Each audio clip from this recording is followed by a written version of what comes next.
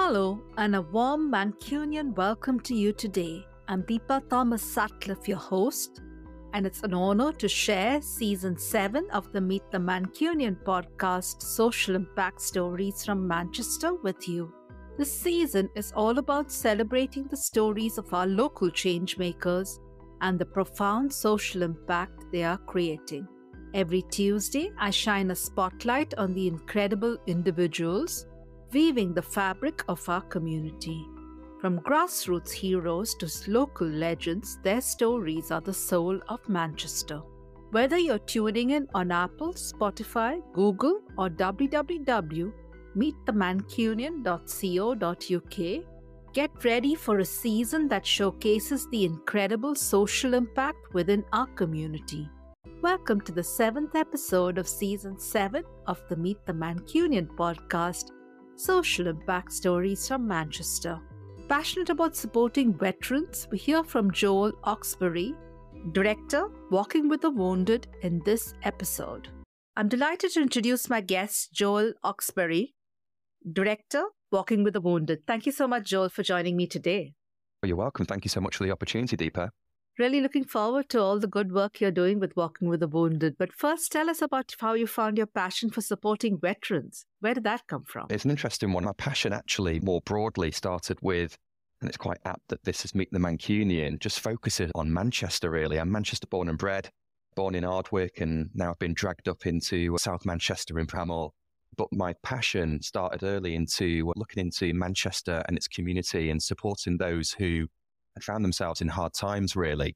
I was working in sales, I was working in marketing, recruitment as well, and I quickly learned that I wasn't driven by materialistic things. It wasn't about salary for me. It was about converting my skill set into benefiting others.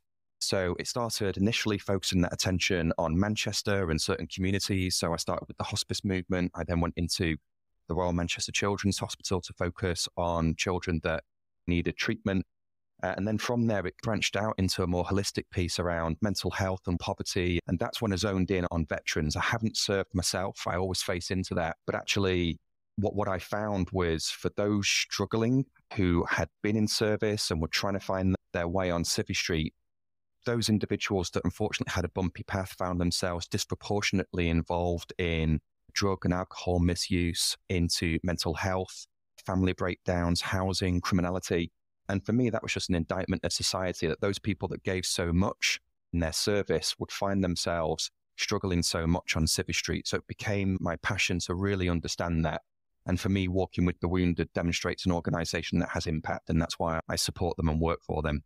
Thank you for sharing that. And I totally resonate with you. The podcast and my aim is to make social impact myself, to give back to the community. And I also resonate with veterans. While I haven't served, my father, my uncle, and my grandfather were all in the Army and the Navy. Many years of a defense child, as we call it in India, and then seeing my parents and family make their transitions to Civvy Street.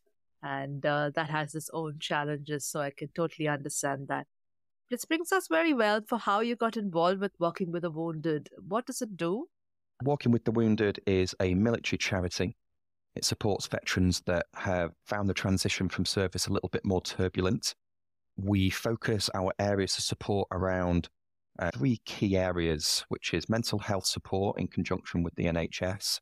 There is employment support and care coordination, which is essentially social welfare, Deepa. It's putting a caseworker at the heart of that veteran's journey and supporting with a wide encompassing variety of barriers, which might be drug and alcohol misuse, it might be homelessness, criminality, poverty. So there are 3 big areas. And from a organisation perspective, we live by our values. It's client first. In this instance, we put the veteran at the heart of every single decision that we make. And our story isn't one of woe or pity. It's actually about empowerment and reigniting purpose. Often, that's the thing that is missing. It's that confidence and that self-esteem and that acknowledgement that they, more than just being a soldier, they can serve their communities again. So we give the tools, but it's very much the veteran themselves that gets from point A to point B on their care journey. And around that social welfare piece, We acknowledge that we can't do all of those things ourselves, so we work in collaboration with a number of other service providers and charities and the wider community. That's Walking with the Wounded in a nutshell. Thank you for sharing that. And really like that about reigniting their purpose, because obviously when they started to serve, that purpose was so strong. And in a new environment, trying to find their purpose again. That's amazing. Tell us about the challenges that you faced on the journey, because I'm sure it isn't an easy path. And there might be challenges that other people can learn from. Walking with the Wounded has been going for around about 13 years, so actually still quite young. And we're still, in many ways, finding our feet. And when we first started, we never really envisaged that we'd be where we are today. And what I mean by that is our founder, Ed Parker, his nephew served in Afghanistan, unfortunately had physical injuries as a result of that service and came back. And even though he himself was fine, as fine can be, he was still focused, he was still resilient, he still believed he had a lot to offer. It was society that was writing him off. And Ed saw that and believed that we need to how society saw those who had suffered injuries as a result of their service, and injuries being both physical but also invisible as well. So those mental health injuries and those social injustices. And so he put together a platform to raise that profile. And that was an expedition to the South Pole that Prince Harry got involved in. And it just built momentum. There was a movement that was around it. And we became, for a short period of time, a grant-giving organization. We weren't necessarily set up to deliver services. Through that process of collaboration and of listening, we started to identify greater need that existed in the veteran community. And through that time, we listened to our service users. We tried to get better in terms of our delivery model. And they were some of the challenges that we faced. An organization that wasn't truly meant to deliver services, but found itself right at the heart of doing so. And these 13 years, I think, have been an evolution of really understanding, really listening to what the community needs and adapting our services to deliver. And an example of that is this care coordination social welfare piece that we've only been operating for 3 years now, but it's ultimately needed. There was a gap in that service, and without it, there would be a number of veterans that would withdraw from society and unfortunately result in a spiral of descent without what we're doing. It's been an interesting road having that type of initial approach into the military sector and now being very much at the heart of delivering services. That is so interesting. Thank you for sharing that. And when you talked about your founder's nephew's experience, it sounds so much like another guest from one of the disabled charities talking about society disabling people rather than their disability disabling them. And it's really amazing that you've been now focused on that service delivery and working with empowering veterans to be their best self and contribute and have a second lease of life, which is so lovely. Can you tell us a little bit about the impact you made over the last 13 years? I would like to say it's absolutely huge. I think there is, of course, the individuals and their families that we've supported along those 13 years. So we have taken individuals that have been unemployed for several years, have been homeless, have been, unfortunately, in receipt of benefits and have lost their way, and taken them into a position of long-term independence with a huge social value. They end up contributing back into society, not just in terms of paying into society because they've got a salary and they are contributing in terms of the economy, but also volunteering their time and understanding that they are able to serve again, but in a very different way. There's certainly that level of impact. And over the 13 years, we support around about 3,000 veterans a year is the number. And actually, you might hear of organizations that quote hundreds of thousands of people that we support, but the individuals that come into Walking with the Wounded's life have got very complex and multifaceted needs. They tend to represent the 10% or so of the most vulnerable veterans, the most barriers in their lives. So for us, it's not about numbers, it's about the individual. And if we get that, it could just be one veteran that we support a year, is the point I'm trying to make. Huge amounts of impact in terms of the lives of individuals and their families, but also we have helped shape and pioneer programs that have now become commissioned. A couple of examples spring to mind. In terms of Step Into Health, which was an initiative that we ran in conjunction with the NHS, support veterans into employment within the NHS in non-clinical positions. And through our relationship, we were able to be listened to and adopt a program around employment within the NHS, which still runs today. We're not involved in it. We've given it back to the NHS, but it's something that they now operate. And again, in Manchester, so a little bit close to home, we were part of the BBC DIY SOS appeal, where we purchased a street for £1 on Canada Street and converted those houses into offices for Walking with the Wounded to deliver services, but also gave some of those houses to physically wounded veterans. And that was at a time when there was no dedicated bed spaces for homeless veterans. You could find temporary accommodation and shelters, and you could go through a path into permanent housing, but it wasn't veteran specific. So we purchased that street. We put in there a house that acted as a 4-bedroom temporary accommodation centre specifically for veterans, and then wrapped them with our holistic support around mental health and employment. And it's now fondly known as Veteran Street. And that was back in 2015. We are still there today.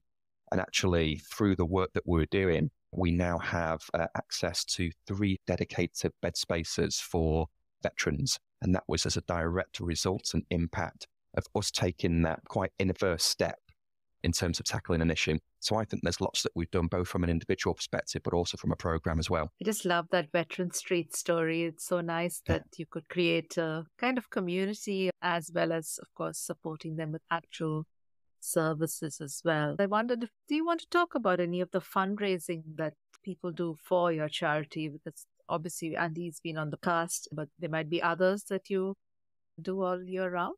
Thank you for that. Ultimately, like any charity, we depend greatly upon the generosity of communities that support us. And there's many ways in which people can get involved, be that a regular donation, a one-off donation, or taking part in things like our events. We've got a number of them. Whatever is your interest, whatever excites you, be it abseils, parachute jumps, swims, cycle runs, Walking with the Wounded are able to get places at a number of events taking place across the UK. And we do operate nationally as well. So anyone looking to get involved, they can come directly to us and we'll find them an opportunity. But as well as that, we run a couple of our flagship events each and every year. So in May, we have the Cumbrian Challenge. So we take about 200 teams, in total 800 people, across the peaks in Grasmere. We have set up a marquee and spaces that people can camp out, and we put on food and drink, and we almost refer to it as the Glastonbury of Grasmere, but it's an amazing venue. And the lovely thing about it is I've never really known an event like it in the third sector. As a donor, as a fundraiser, go and do these events with the charity in your heart and your mind. But the difference is with the Cumbrian Challenge, you actually get to meet our beneficiaries. We have beneficiary teams. We have all our staff on the ground. So it's a perfect shop window for anyone to get a greater understanding of what we do, who we are, and whether they would like to work with us. So that is in May, and it's the Cumbrian Challenge. And a little bit closer, so almost around the corner, which is what Andy Schofield, a previous guest, took part in, is Walking Home for Christmas. And that is a virtual campaign in which we encourage individuals to take part in an event which is your pace, your race. So it could be something just like a mile a day in December, all the way up to these incredible challenges that we've had with people walking with 20 kilogram kettlebells for 20 kilometers to represent mental health. So there is a plethora of things that you can do. We just provide that platform for you to be able to do it. And Andy himself did an incredible walk from London to Manchester, solo operation. He was supported with a team around the edges, but it was very much just him, his grit, his determination, and again, everything that represents the military. But that takes place in December, starts on the 9th, finishes on the 20th of December. That's our window. We've got a microsite where people can sign up, a community that they can get involved in and listen to stories from, newsletters that you'll be receiving. But for me, it's at a time when people normally withdraw into their houses. There is bad weather, dark nights, and actually having an incentive to get out there, to be grounded, to focus on your health and being whilst representing a good cause, I think is something really special. So there are 2 flagship events, Deepa. Thanks for the opportunity. Thanks so much for sharing that. And of course, we heard on the podcast about Andy's journey and how tough that was in one of the coldest nights to walk, like you said, 5 days from the cenotaph in London to the cenotaph in Manchester to raise awareness for mental health and for supporting veterans. And thank you for sharing everything that you do. They both sound great, especially the Glastonbury version of Cumbria. I love Lake District. So who knows? How can interested people reach out to you and learn more? I think there's 3 ways to do this, Deepa, personally. There are those individuals that won't know Walking with the Wounded. And for us, having the opportunity to educate those individuals on what we do is of the utmost importance. Even if it doesn't go anywhere, it's a conversation that individual may well have within their community that sparks an interest. Step 1 would be to engage with Walking with the Wounded in whatever way you can. So we're on all of the social media platforms, Twitter, LinkedIn, and you can find us there through searching for Walking with the Wounded. And the next thing is sign up to our newsletter, which has regular updates on what people are doing for us, our client stories, and interesting events and insights that either people can get involved in or might just be nice information to have. So if people go to w.org.uk, then they will be able to sign up for our newsletter and get regular contact. I think the other 2 ways, one of them for me is crucially important. Walking with the Wounded wants to be a beacon for any veteran and their families requiring support. So if that individual or the family recognizes they need help, they will find Walking with the Wounded. But actually, there's a number of individuals that don't reach out for support, and Walking with the Wounded wants to find them. So how does that work? It's through people being a megaphone for what it is that we do. So it's the veterans that have transitioned well. It's a reminder to them to reach out to the network that they served with. Who's the person that they've not heard from a while? Who was on the WhatsApp chats that now is no longer communicating? That's the person that we need to reach and just say, hey, how are you doing? But it has to come through the individual that has that connection. But likewise, I think it's like this 7 steps away from someone that you know. In the same way, Deepa, that you kindly shared that your family had served, you could be an individual that could reach out to parents, to family, whatever it might be. So we've all got a part to play here in terms of just asking how our veterans are doing. Fingers crossed everyone's okay, but actually for those individuals that say, I'm having a bit of a turbulent time, introduce Walking with the Wounded. So that's the second point. And the third one, finally, it does come into fundraising. We can't deliver our services. We can't operate as an organization without charitable support. And importantly, for us, what we're looking for is regular, sustainable support as well. So if anyone is in a position to give a regular donation, be that £1 all the way up to something larger than that, to us on a monthly basis is something that would be greatly received and would go a long way in terms of helping us deliver our services. And again, the first port of call for that would be our website and clicking on the donate button, where from there you'll get the options for a one-off donation or a regular gift, which would be, as I mentioned, greatly received. Thank you for sharing that. And I'll definitely be including your website in the show notes so that people can find it easily. And it would be great if both veterans as well as supporters and families of veterans or friends of veterans could also reach out. So shout out to them. What advice do you have for people looking to start a similar movement in their local community? We talked about the fact that we have now listeners from 50 countries and there are veterans in most communities around the world or in any part of the UK. So how do they get started? What should they do? I think this is a great question, genuinely, because if people are more cognizant to the fact that they have issues within their communities that they want to help and to solve, I think it's amazing if we can create a movement of people that want to support others. I've got 3 pieces of advice for anyone thinking of taking that first step. The first one is to listen and to watch and to observe. In my opinion, lots of individuals want to get straight to the solution without fully understanding what the issue is. And the only way that you can fully understand that issue and the nuances with it is to observe, to watch, to take your time, and to listen to the individuals that you're trying to help. No one will understand it better than those with lived experiences.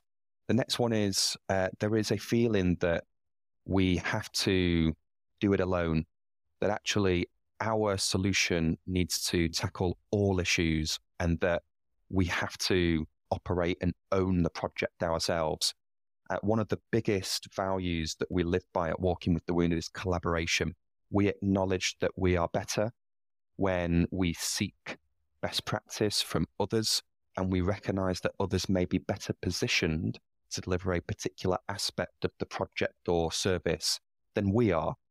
I see it too often that charities within not just the military sector, but the wider piece, don't share insights, don't share data, don't share best practice, don't collaborate, and that will stifle innovation, stifle outcomes and success. So it is crucially important that we collaborate. And the final one is that everything that we do should be with the service user at the heart of that choice and that decision. And again, it seems obvious. I think lots of individuals come into this with good intent, and then along the way, they lose their focus on the individual for various different reasons. But again, that's why Walking with the Wounded's first value is client first. And if we can live by the fact that everything that we do is for the betterment of that individual, and that we listen to those individuals so that we can improve our services, then we're on the track to being a good, ethical organization. Listen, watch, collaborate, and ensure that everything you do is for the service user that you're trying to support. Thank you for sharing that, and really great pieces of advice. And I hear this from charities in the homelessness and I think the disability sector a lot about collaboration, especially I think it seems like it's the Mancunian way where they fill the gaps rather than trying to compete. And it's great that you have a shout out to others to follow this. An opportunity for you to talk about anything I haven't asked you about, anything coming up. Thank you. I think the only one that I would say is ensuring that veterans know the first port of call for some of the issues that they're facing. And at the moment, there's a particular wave around mental health support. And actually, one of our biggest partners is the NHS. And we believe that for any clinical support, they are the first port of call. So OpCourage is the name that people need to be looking for. That will get you straight into a system which will provide a wraparound service for individuals who have served that are currently suffering from negative mental health. So that would be my biggest shout out. OpCourage for anyone that finds themselves in a bad place, feels that their mental health is in decline. OpCourage will be the route in, and you will get picked up and you will get the support that you need. I now come to the signature questions I ask all my guests. Mm-hmm. And we talked about this is Meet the Mancunians. Can you describe the Mancunian spirit in a word or a phrase? Manchester is the biggest village in the world. The quote is that we do things differently here. I really believe that is the case. You've touched upon the fact that we collaborate, we don't compete. I think we really care about each other. And I think we care about our city and how it's seen and viewed by others. There is a deep-rooted passion that you can stem back all the way. But I think the turning point was the IRA bombings. And from there was this unrelented want and desire to seek opportunity out of one of the most adverse situations. And I think that continues now as I look around the city, which continues to develop. There is this passion just to be the best that we can be and seek opportunity in everything that we do. And for me, I was only around the corner at the time. The IRA bombing not only shook us physically, but mentally gave us that shake that we needed to say we're better and we will rise above. That is beautiful. And I love this bit about Manchester being the biggest village in the world. And it's so true. There's such a spirit of community, even for new Mancunians like myself. And I can really feel that. And of course, the fact that it comes from those industrial revolution, suffragette movement, bombings, many different adverse things, but we rise above that, don't we? That's nice. Can you name a Mancunian who inspires you and tell us why? There's so many. You touch upon Emmeline Pankhurst there. You talk about the likes of Alan Turing as well. This is what I said. We've got just incredible history. The Midland Hotel, still in Manchester, is where Rolls met Royce. We've got people, and obviously from a sporting perspective, likes of Hatton, from a music perspective, Oasis. I don't know, I'm just passionate about Manchester, to be honest. It's not an individual, but again, it just encompasses that spirit. I was part of a team that supported the victims from the Manchester Arena bombing in 2017. I was working at Royal Manchester Children's Hospital at the time, and everyone at that hospital was working around the clock. We're doing the small things at the time, which actually didn't realise how impactful it was. It was delivering food and sandwiches to the nurses and the doctors that were on the wards, but alongside that, we're raising funds for pain therapy management for these children that had to go through skin grafts. Being a part of that spirit, it was deeply traumatic. It was very upsetting. But at the same time, talking about this drive and this resilience, I just saw it there. It was a movement. It really was. So it wasn't an individual, but I was very proud of the team that I was part of. And like I said, each and every one of them rising above that adversity and giving everything to support those who had found themselves in the most horrendous situation. Lots of people, I think, in Manchester inspire me. Thank you for sharing that. I'll let that pass, because you've talked about a lot of very inspiring people, from people in the past to people very much in the present, and also all the staff that was working around the clock as well. What's the most important life lesson you've learned so far? We've got 2 ears and 1 mouth. Keep with that ratio. Listen. I just love listening. I love speaking to people, understanding their passions, and it inspires me. And I love listening to issues that people are facing and helping them to come up with the solutions. Certainly for me, coming from a background that was sales, I was on permanent send at times because I was selling. And actually, now that I've come into the third sector, they really promote listening. And I think it's been one of the biggest turning points, not just within my career, but personally. I'm very happy just to sit and to listen and to let all of that information wash over me.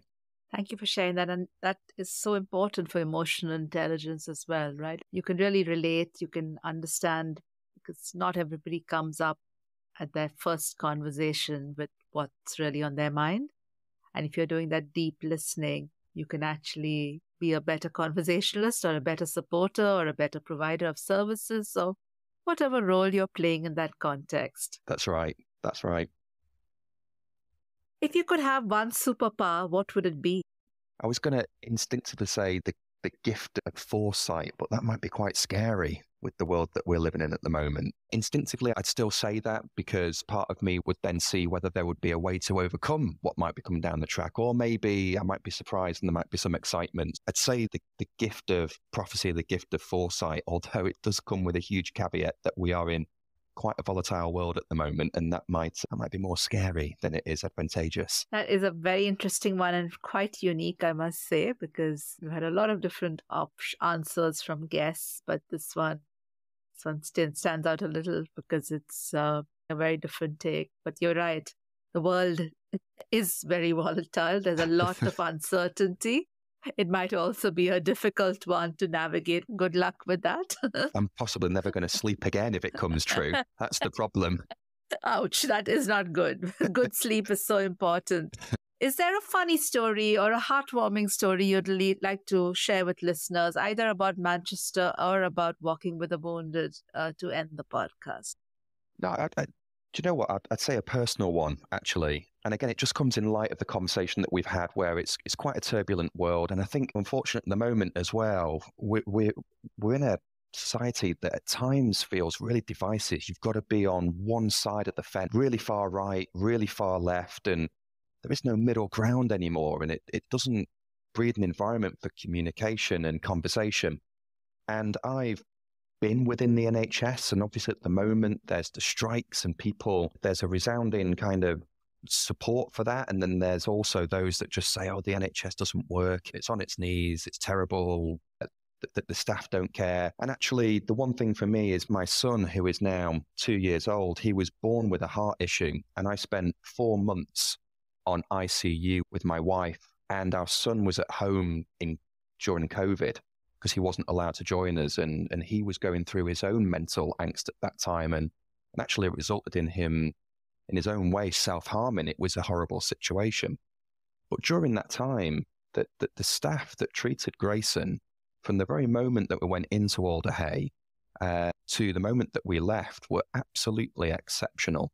And I think we're so easily led by the media, and it informs our judgment. And we're in a bit of an echo chamber where with social media, if you follow one thread which is damning against a particular organisation, in this case the NHS, all you receive is negative information about it. And what I can say is we have an incredible setup here in the UK.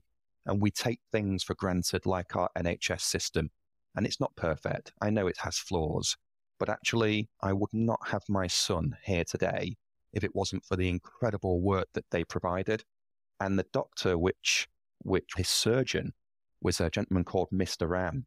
And I actually now have a tattoo with a ram's head because he literally gave me my future back. Volunteers his time. He works around the clock, but volunteers his time to support children in India that would have quite treatable and reversible heart conditions, but without his skill set and without his profession and setup, they are just left to die. And unfortunately, he still has a painful choice to make where there are children that he can reverse their condition, but it would mean regular checkups and regular intervention. And unfortunately, he can't provide that, and they can't provide it. And so he has to let those children go. And I think living and breathing through that just reminded me of at times how good we have it here, but how we can all just criticize. And actually, it's a reminder that often your pains and your troubles, in many ways insignificant compared to what others are having to go through. And I know it's not the most heartwarming, it's certainly not a funny story, but for me, it's an important one to share because it's a reminder that the glass is half full and it is difficult to see it, but we have to just take ourselves back and say, we've got opportunity here. We've got a lot to live for and we've got a lot in our favor. Thank you for sharing that, Joel. I'm so glad your son is better. And you're very right, because sometimes whether it be media or social media or other people's opinions influence people without your kind of having a view for yourself. So you're judging by somebody else's view. And I really like that you're asking people to just take another look and do that deep listening and observe for themselves, have their own opinions, have their own worldview. And I think it's something that's a great reminder. And thank you so much for your honesty. Thank you, Deepa. Thanks for the opportunity. It's been a real pleasure, Joel. We've covered quite a few varied subjects, but it's just amazing the work that you and Walking with the Wounded is doing. So keep walking, keep doing amazing work for the people who serve. I certainly will. It's in my veins now, so I don't think they've got an option but to have my support. Brilliant. Joel, I really enjoyed learning about supporting veterans today. Next week on Tuesday, 5th March 2024, I speak to Tahira Khanam about supporting the community. Dear listener, I hope you were inspired by today's episode and it sparks your passion to make change happen wherever you live and work.